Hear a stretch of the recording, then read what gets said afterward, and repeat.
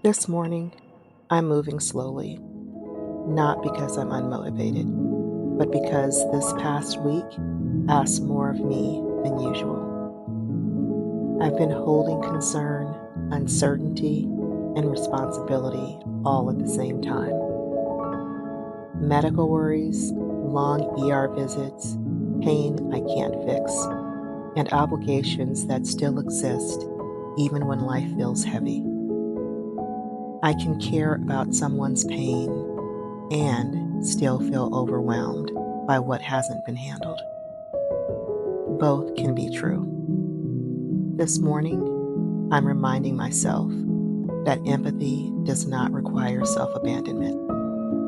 Compassion does not mean carrying everything alone. I release the pressure to explain how tired I am.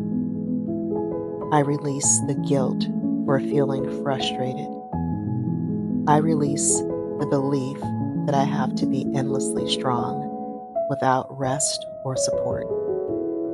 Today, I choose steadiness over urgency, clarity over chaos, one step at a time, financially, emotionally, practically.